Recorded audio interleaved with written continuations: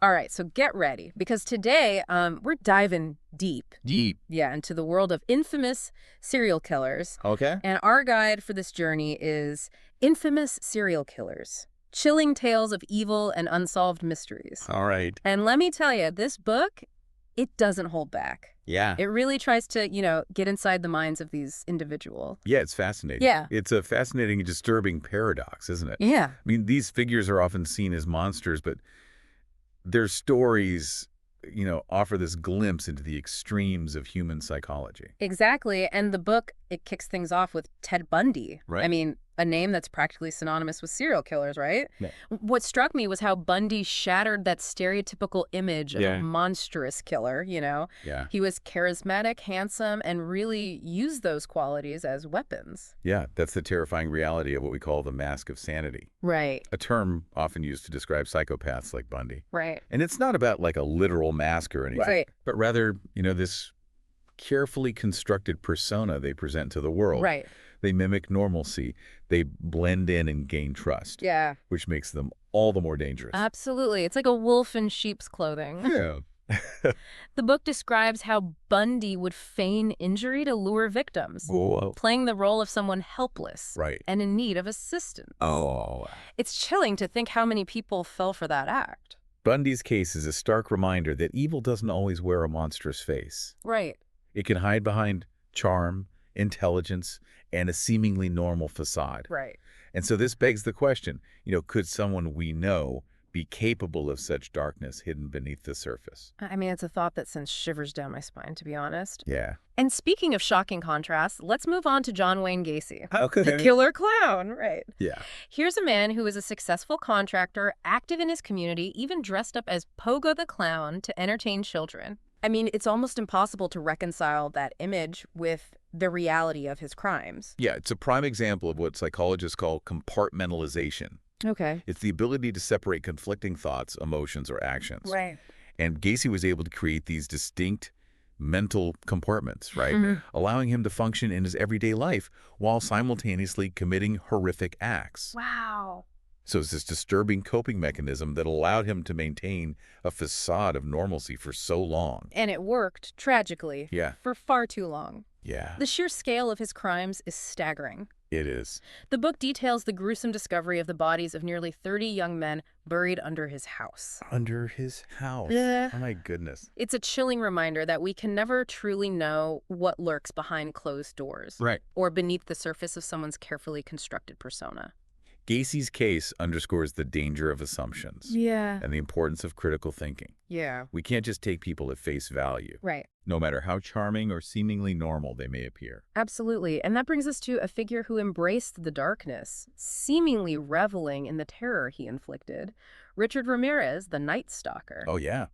Unlike Bundy, who was meticulous and methodical, Ramirez's attacks were chaotic Yeah. and seemingly random, targeting people across different demographics. Wow. He brought a wave of fear to Southern California in the mid-'80s. Yeah, what's particularly disturbing about Ramirez is that his crimes weren't driven by a clear, rational motive like power or control. Right, The book highlights his fascination with the occult and Satanism, right, suggesting that he, saw himself as an agent of evil. right. This lack of a readily understandable motive makes his actions all the more terrifying, Right, How do you prepare for right. or protect yourself against someone seemingly driven by pure malice? It's almost like trying to reason with the force of nature. Right. But here's the thing. Even amidst the chaos, there's a fascinating detail about Ramirez's capture. He was ultimately apprehended not through sophisticated police work, Right. but through the vigilance of everyday people Yeah.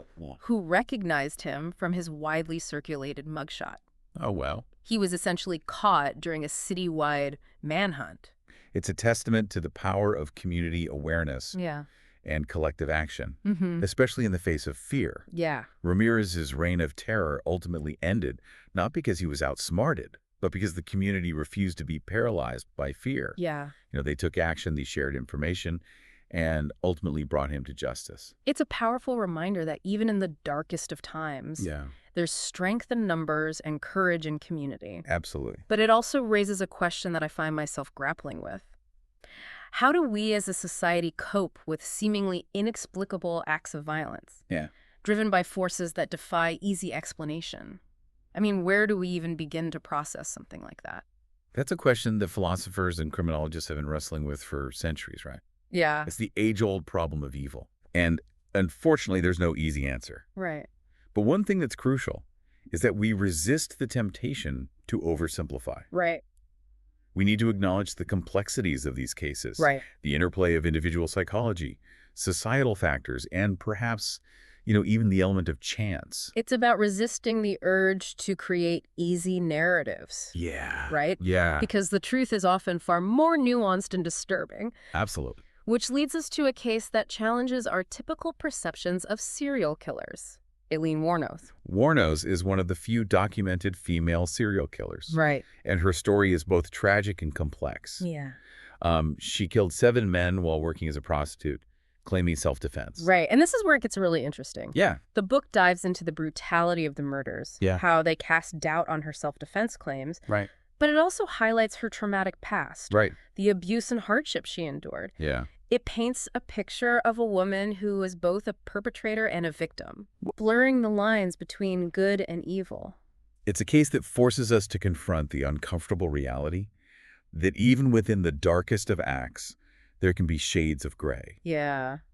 It raises the question, can someone be a product of their circumstances, deeply damaged and driven to desperate measures while still being held accountable for their actions? Right. It's a question without easy answers, and one that speaks to the very core of our justice system and our understanding of human behavior. It really does. Yeah. I feel like we've only just scratched the surface here of some truly unsettling cases, but already I'm seeing like a pattern emerge.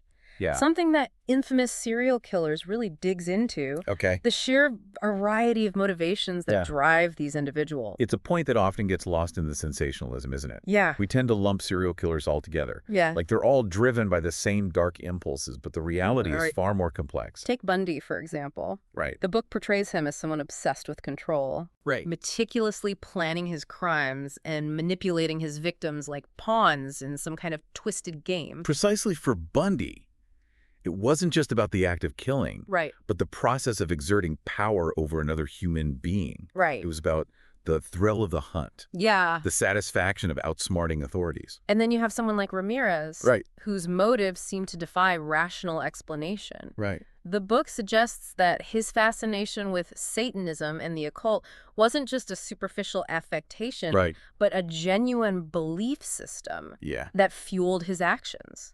Wow. It's almost as if he saw himself as a vessel for evil, Right. spreading chaos and terror as a form of worship. It's a chilling thought, isn't it? Yeah. To confront the possibility that some individuals might be driven by forces beyond our comprehension, Right. forces that reject the very foundations of morality and reason.